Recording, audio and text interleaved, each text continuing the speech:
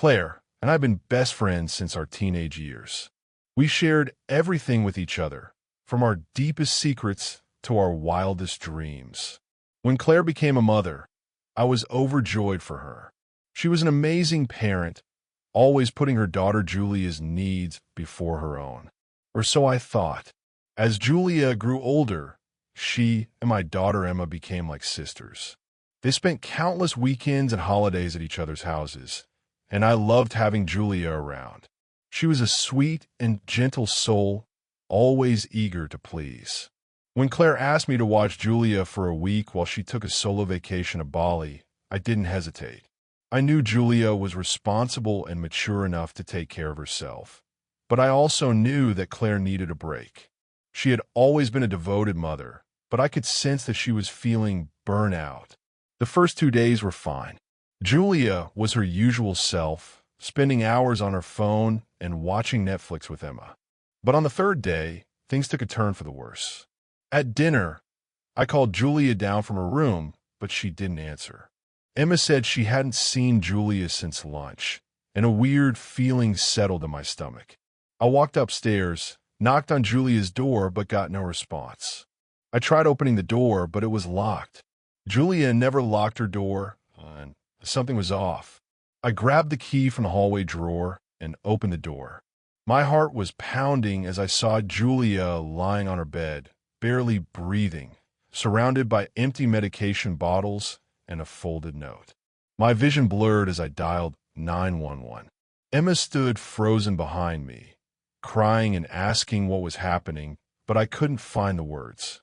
Everything happened fast. The ambulance arrived, and I was answering questions from EMTs while frantically texting a neighbor to watch Emma. I called Claire, who was still at the resort, and through choking sobs, I told her what had happened. But instead of sounding worried, Claire hesitated and then said, "Is it really that serious?" Maybe she just wanted attention. I felt my stomach drop, and my head spun in disbelief. At the hospital, the doctor explained that Julia needed her stomach pumped. I texted Claire immediately. Surely now she'd realize how serious it was. But her next message knocked the wind out of me. Changing flights is $200. It's expensive. Plus, you don't have to go to the hospital every day. That's literally what nurses are for. I stared at my phone, my blood boiling. I wanted to scream, but I knew Julia needed me more than Claire's drama right now. I took off work, used my vacation days, and spent 3 straight nights in the hospital chair beside Julia's bed.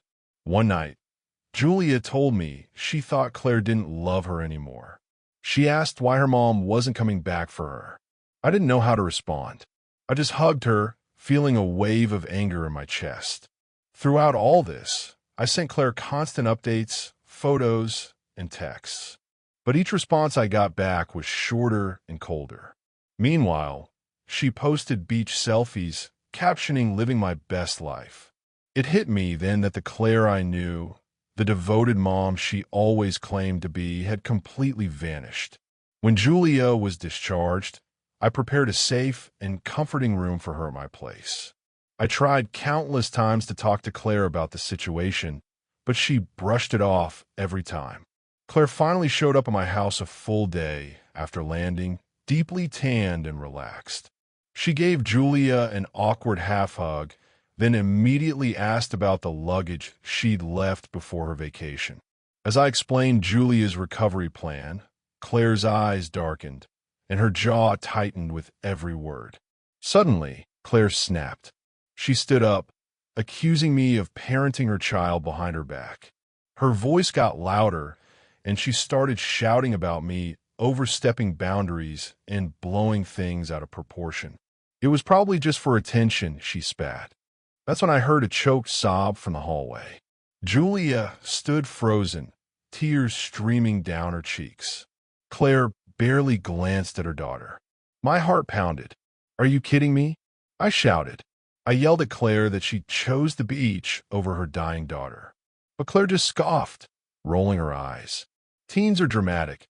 You should have known better." That was it. I snapped and unloaded everything. I told her she was selfish, that she'd consistently put herself first, and that Julia's life was apparently only worth $200 to her. Claire's voice lowered, venomous and cold.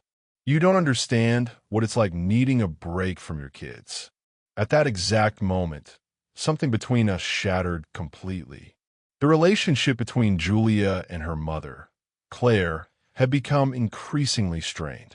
Claire's behavior had become erratic, and Julia felt unsafe. I helped Julia block her mother's number and documented everything for Child Protective Services, CPS. News about the situation spread, and most friends were supportive, but Claire convinced a few people that I was trying to steal her daughter.